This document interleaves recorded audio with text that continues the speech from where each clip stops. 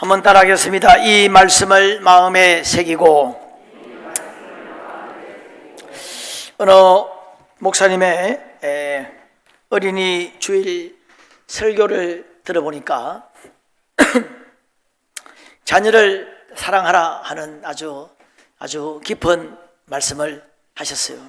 참 좋은 설교고 자녀를 사랑에 대한 깊은 좋은 설교를 하셨는데 그 설교를 들으면서 그런 생각을 했습니다. 요즘 자녀를 사랑하지 않는 부모가 있나? 물론 간혹 자녀 학대 이런 것도 있습니다만 그건 극소수고, 제가 현재 목회하면서 몇십 년 목회하면서 자녀 사랑하지 않는 부모는 거의 못 본 것 같습니다. 요즘은 아이들이 매일이 어린이날인 것처럼 따뜻하게 사랑을 받고 다 잘 자라죠. 할머니 할아버지의 사랑을 받고 부모님의 사랑을 받고 사랑이 지나칠 정도로 좀 과잉일 정도로 사랑을 많이 받고 있죠. 그래서 저런 설교 지금 할 필요가 있나 할 정도로 그런 생각이 들었어요. 하루 밥 3끼 잘 먹는 사람에게 밥 3끼 잘 먹으라 할 필요 없잖아요.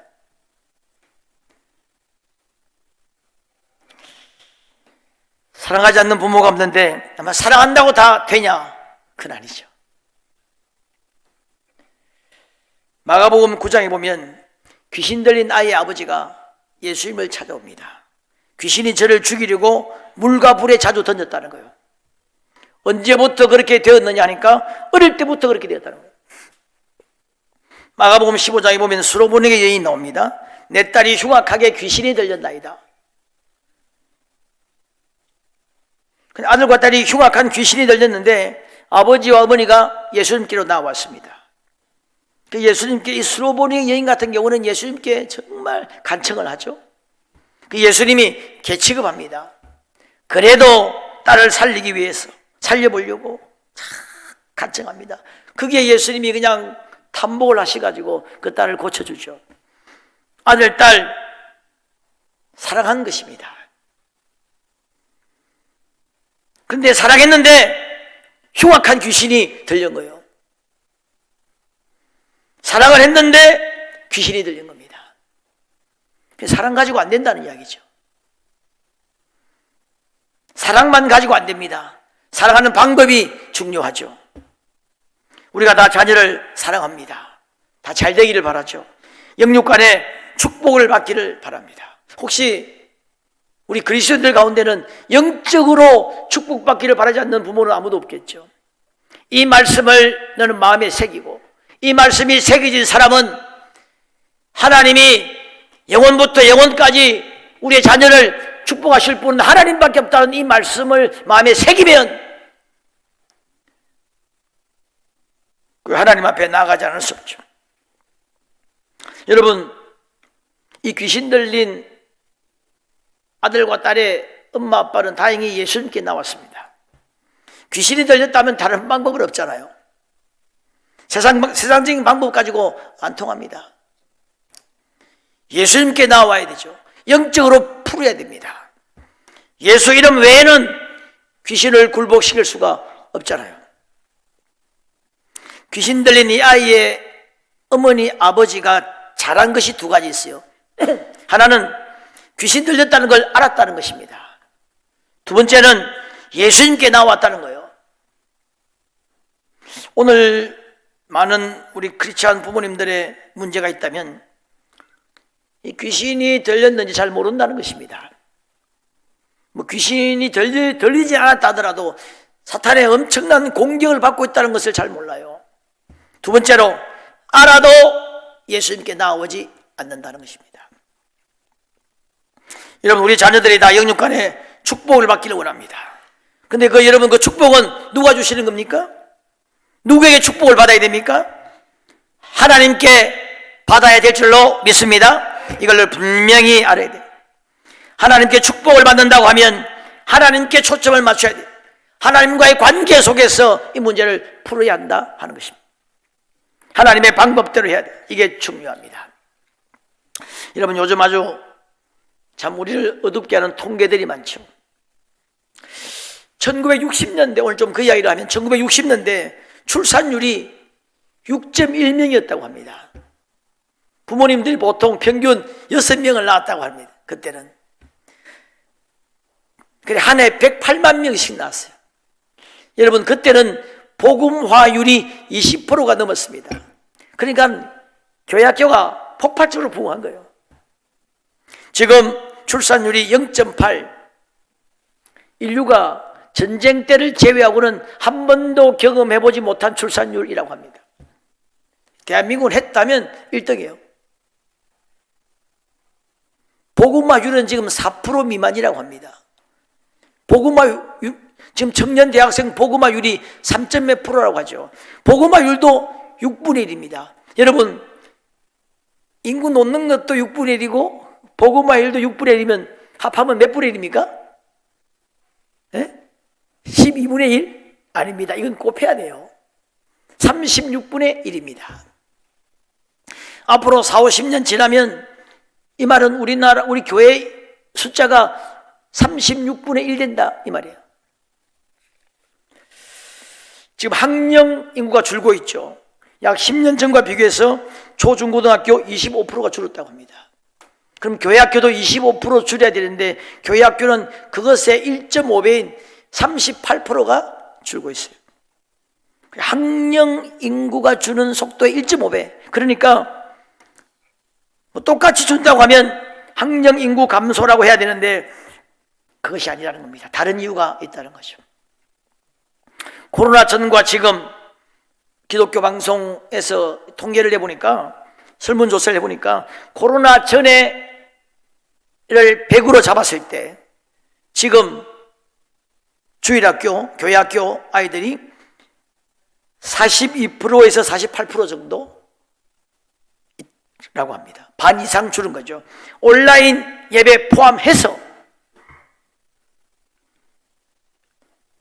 온라인 예배 포함 안 하면은 뭐 더 줄겠죠. 여러분, 지금 교회학교 초, 중, 고 신앙생활 주중에 몇 시간 하나? 이 질문에 25%가 아예 하지 않는다. 작년도 그렇게 되지 않겠습니까? 27%가 5분 이하. 5분 이하라고 하는 말은 뭐 식사할 때 기도 정도 하는 거죠. 안 하는 거 똑같습니다, 이거. 52%가 거의 주중에 신앙생활 하지 않는다고 합니다. 개신교 부모님들에게 물었습니다. 이 통계는 아주 이 공신력 있는 기독교 방송과 연합으로 한 건데, 개신교 부모님들에게 물었습니다. 초, 중, 고등학교 아이들 가지고 있는 부모님들에게 물었는데, 교회 활동을 잘하는 아이, 그 잘하는 아이는 예배 꾸준히 참석하고 뭐 수련회라든지 이런 것도 좀 꾸준히 참석하는, 교회 활동을 잘하는 아이가 몇 프로냐? 19%. 20%가 안 된다는, 5명 중에 1명이 잘 안 된다는 겁니다. 42%는 거의 신앙생활 하지 않는다. 뭐 거의라는 말은 그냥 말이 거의지 그냥 불신자라 이 말입니다. 중고등학교 학생들을 대상으로 설문조사했는데 구원의 확신을 가진 자가 50%. 다 이건 그래도 반은 구원의 확신이 있네요. 근데 이게 중요합니다. 중고등부 학생들에게 너희가 어른이 되면 계속 교회 다니겠느냐? 이 질문에 40%가 안 다니겠다. 청년들에게 물었습니다. 너희가 어른이 되면 교회 다니겠느냐? 36%가 안 다니겠다. 그럼 지금 왜 다니냐? 나도 모르겠어요. 용돈 받으려고 다니는 건지, 친구 때문에 다니는 건지, 지금은 뭐 할 일이 없어서 다니는 건지, 아니면 교회 간다고 또 나가야 조금 놀 수 있기 때문에 다니는 건지. 대학생 기독교인이라고 말하는 대학생 458명에게 물었습니다. 예수 그리스도를 구원자라고 아는 사람은 70%밖에 안 됐습니다. 그리스도인인데도 예수님이 구원자라고 하는 사람이 70%밖에 안 돼요. 복음을 제대로 경험했느냐? 대학생이 제대로 복음을 경험하고 예수님을 제대로 만났느냐가 11%라고 합니다. 내가 복음이 뭔지 이해한다, 지식적으로 알고 있고 이해는 한다가 40%, 어렴풋이 알고 있다, 들어본 적은 있다가 33%, 잘 모르겠다 14%. 그 다음에 심각합니다. 요 458명 중에 32명은 알고 싶지 않다. 귀찮다. 지금 이게 우리 현주소입니다. 여러분, 우리 자녀, 이 자녀 구원을 위해서 우리의 교회학교 지금 예배 나온다고 다간이라는 것을 우리가 분명히 알고 있죠. 여러분, 또 하나의 통계는 교회 오면 가장 싫은 게 뭐냐? 30.7%가 설교, 25.9%가 성경 공부, 56%가 설교와 성경 공부가 가장 싫다고 합니다. 이 아이들 여러분, 교회 나온다고 그리스도인이라고 말할 수 있겠습니까? 우리가 이 자녀, 우리 다음 세대 위해서 특별히 두 가지만 좀 말씀드리면, 무엇보다 기도해야 됩니다. 하나님이 축복하셔야 된다고 믿는다면 무엇보다 기도해야 돼요. 이 말씀을 마음에 새기고 부모님 마음속에 이 말씀이 새겨졌다면 기도하지 않을 수 없습니다. 몸부림치고 기도해야 돼요.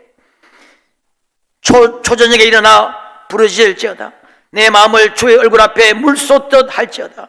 각 길머리에서 주려 기진한 내 어린 자녀의 생명을 위하여 주를 향하여 손을 들지어다.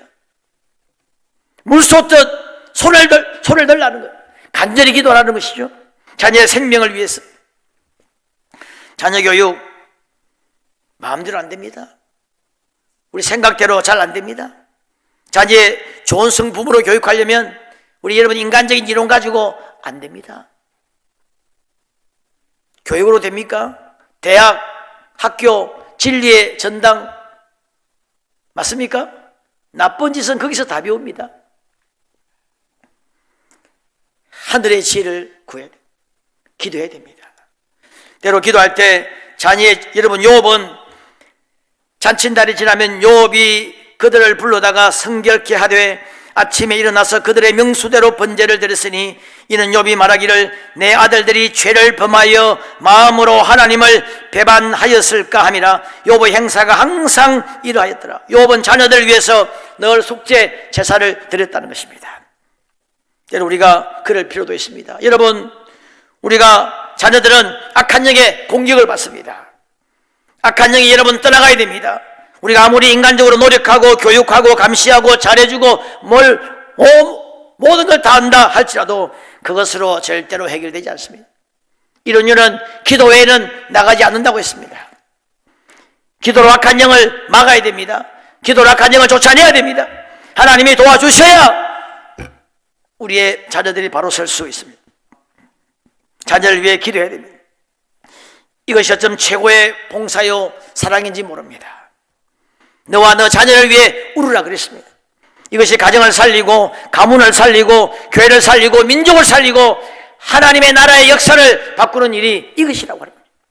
밤 초경에 초저녁에 일어나 기도하라는 겁니다. 우리로 말하면 저녁 6시부터 밤 10시입니다. 우리 교회 수요 예배 심야 기도회 하는 그런 시간이죠. 특별히 요즘 우리는 이 심야 기도에 자녀를 위한 기도 특별히 우리가 같이 기도하는데 여러분 시간을 내셔야 돼요. 부지런히 가르쳐야지. 기도도 부지런히 해야 됩니다.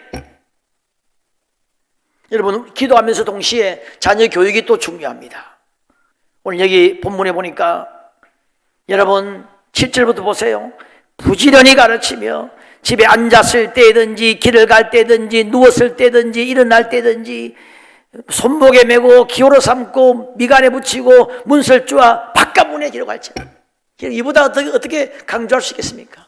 여기다가 붙이고 여기다가 붙이고 집문설주. 누웠을 때도 누웠을 때 좀 자야 되잖아요. 누웠을 때도 가르쳐야 하는 겁니다.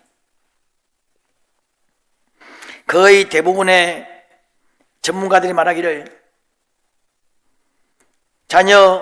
신앙의 자녀들이 예수 믿지 않는 것은 부모들이 신앙교육을 제대로 안 시킨 것이 제일 크다고 해요. 부모님들이 신앙교육을 안 시키는 부모는 없을 겁니다. 최소한 기독교인이라면 시켰습니다만은 부지런히 시키는 사람이 부족하다. 여러분, 교회 학교 1시간 예배 그걸로 안 됩니다. 한 40, 50분 예배 드리고 30분 성경 공부하고 바람과 함께 사라집니다. 그걸로 세상을 못 이깁니다.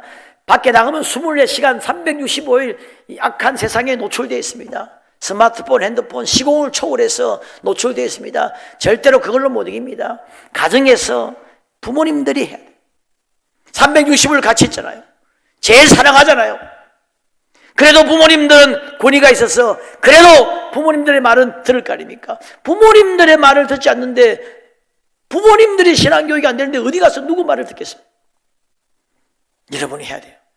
우리가 해야 됩니다. 부지런히 가르치라는 것. 부지런히. 여러분, 어떤 분이 이런 이야기 했습니다. 어느 분이 그런 간증을 하시더라고요. 자녀들이 용돈을 가져오면 너 11조 했냐? 물어본다는 겁니다. 자녀들이 휴가 간다면 너 주일은 지키냐? 물어본다는 겁니다. 자녀들이 집을 샀다고 하면 너 선교는 좀 하고 있냐? 이렇게 물어본다는 것입니다. 너도 영적 자녀를 낳고 있냐? 전도를 하고 있냐? 이렇게 물어본다는 겁니다. 얼마나 여러분 괜찮으세요? 윌리엄 부스가 이런 이야기 했습니다. 손을 써야 합니다. 부모 여러분, 빨리 손을 써야 합니다. 마귀가 우리 자녀들에게 죄를 가르쳐 주기 전에 먼저 우리가 그들에게 하나님의 의를 가르쳐야 합니다. 그랬습니다. 여러분, 한국교회 침체는 어쩜 자녀교육의 실패인지도 모릅니다. 한국교회 회복은 그러므로 자녀교육의 회복이 한국교회의 어떤 회복인지 모릅니다. 한국교회 부흥, 민족복음화는 자녀교육이 다시 한번 회복될 때, 교회학교가 다시 한번 살아날 때 한국교회 회복과 부흥이 있지 않겠나 싶습니다. 여러분, 아직은 희망이 있어요. 아직은 그래도 은혜 받은 우리들이, 부흥을 경험한 우리들이 아직 살아있잖아요. 아직 부흥을 경험한 할머니, 할아버지들이 아직 살아있고 아직은 희망이 있습니다. 아직 우리가 희망이 있을 때 기도하고 자녀들이 정말 성령으로 충만할 수 있도록 그 자녀에게 신앙을 유산으로 물려주고 우리보다 더 깊은 신앙이 되도록 우리가 기도해야 될 줄로 믿습니다. 여러분, 아브라함 링컨의 어머니 낸시 여사, 어릴 적에 돌아가셨어요. 링컨에게 나는 내게 물려줄 것이 두 가지밖에 없다. 하나는 가난이고 통나무 집에서 가난하게 자랐어. 내게 자꾸 해준 것이 없어 미안하다. 두 번째, 성경책을 물려줬어요. 이것이 생명보다 귀하고 이게 모든 소망과 보물과 영광이 이곳에 있다. 그러니까 그는 이 성경을 읽고 묵상하고 위대한 미국의 대통령이 됐습니다.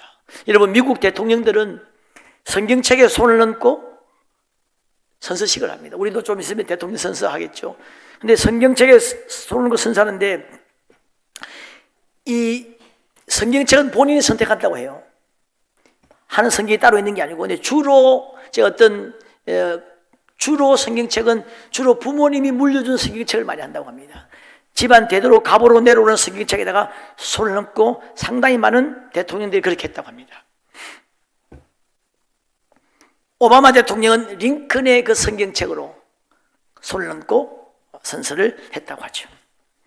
자, 오늘 말씀을 좀 여기서 마치겠는데, 너와 내 자녀를 위해 울으라 그랬습니다. 우리 다음 세대를 위해서, 우리의 자녀뿐만 아니라 우리 교회, 학교의 다음 세대를 위해서 우리가 기도하고 부지런히, 힘들 수도 있습니다만은 부지런히 가르치고, 그럼 언젠가 우리의 기도와 또 수고가 열매 맺어서 우리 자녀들이 든든한 하나님의 사람으로 쓰고, 이것이 우리 한국교회의 미래고 민족복음화의 중요한 지름길이라고 하는 것을 기억하고, 우리가 특별히 어린이 주일을 맞이해서 자녀 교육에, 자녀를 위해 기도하고 부지런히 가르치는 일을 우리가 다짐하고 전진하면 좋겠습니다. 그런 복된 여러분 되시기를 주님의 이름으로 축원합니다. 우리 함께 한번 기도하겠습니다.